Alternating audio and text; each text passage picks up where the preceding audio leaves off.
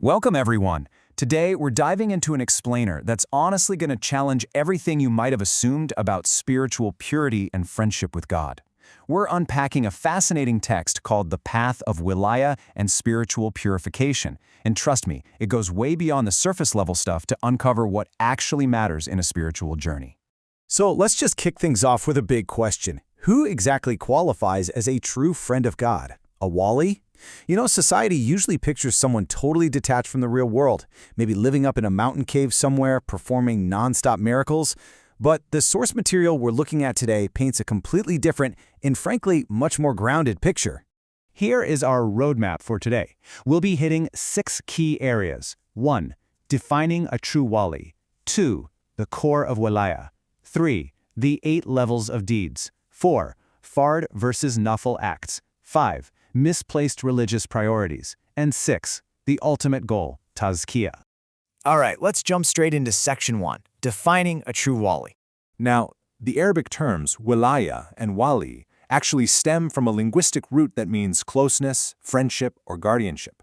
So when the text talks about a Wali of Allah, it's taking it very literally. It's referring to a friend of God, someone who has achieved this incredibly deep personal closeness and guardianship with the divine. And the Quran hits the nail on the head here, providing the exact scriptural authority for this concept. In Surah Yunus, it specifically identifies these friends of Allah, and it says, they will have no fear, and they won't grieve. But the really important part is the qualifier at the end. It's those who believe and guard against evil. Which transitions us perfectly into section 2, the core of Wilayah. Based on that definition, the text makes a crucial point. Being a Wali is strictly limited to 2 defining qualities. That's it. Number 1 is Iman, meaning pure faith, completely free from polytheism or associating partners with God. And number 2 is Taqwa. Taqwa is basically actively protecting yourself from actions or thoughts that would anger Allah. So, in simple, everyday terms, it just means diligently avoiding the haram, the forbidden stuff. Pure faith and avoiding the forbidden. That is the absolute core. To really back this up, the text cites the renowned scholar Imam Tahawi, and he confirms this beautiful, honestly paradigm-shifting truth. He says every single believer is a Wali. Think about that. If you have pure faith, you are already a friend of the merciful. The only catch? Your rank or level of friendship depends entirely on your obedience. You absolutely don't need a mystical title, you just need to follow the teachings. Okay, let's move to section 3, the 8 levels of deeds. The author maps out this incredibly strict hierarchy of actions, and it starts right at the foundation. Tier 1 is pure Iman, or faith. Without that, the whole house crumbles. But look at Tier 2, Halal income. Earning a lawful, honest living is literally the very next step. Then, Tier 3 is strictly avoiding harm to others, meaning you can't cheat, lie, or oppress people. It's human rights. Only after you've locked down faith, honest income, and human rights do we even reach Tier 4, which is avoiding other divine prohibitions. The sequence here is just so intentional. Building right on top of that foundation, we get into the action tiers. Tier 5 covers the Fardh, the obligatory acts. These are your absolute non-negotiables. Tier 6 is avoiding makruh or disliked acts and sticking to strong traditions, the sunnah muakkada. Then, Tier 7 is doing voluntary acts that actively serve humanity, giving back to society. And finally, sitting all the way at the very top, Tier 8 is personal voluntary worship, things like extra personal prayers. Notice how that is literally the very last step, not the first one? This brings us to section 4, Fardh versus Nafl acts.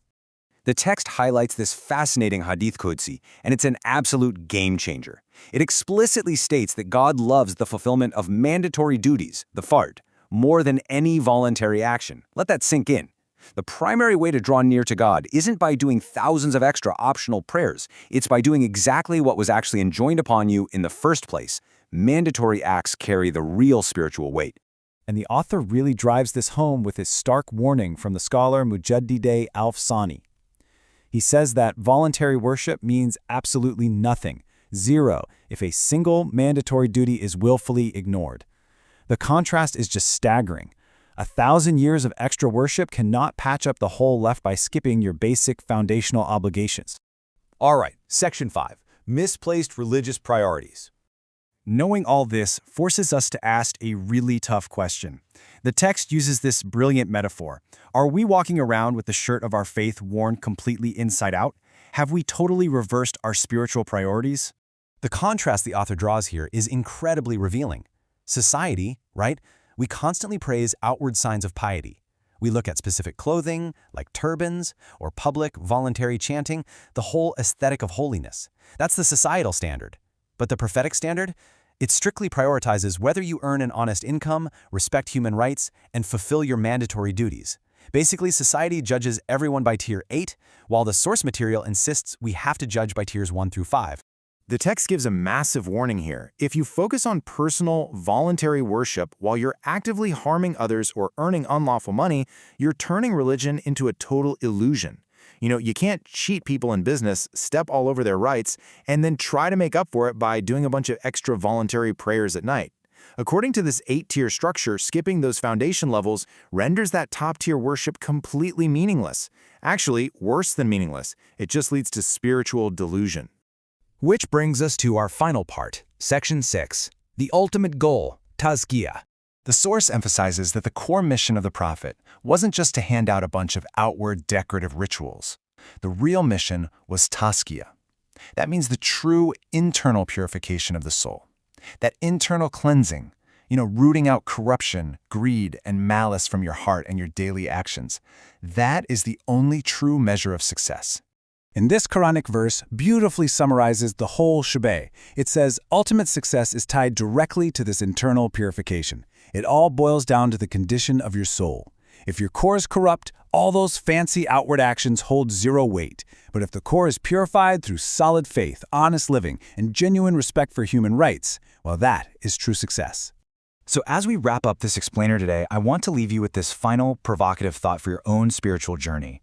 Are you going to continue decorating the exterior, stressing over the voluntary actions that society loves to praise? Or will you take a hard look at your foundation, your faith, how you make your money, and how you treat the people around you, and start building upwards from the things that actually matter? Thanks so much for unpacking this remarkable text with me today, and I'll see you in the next explainer.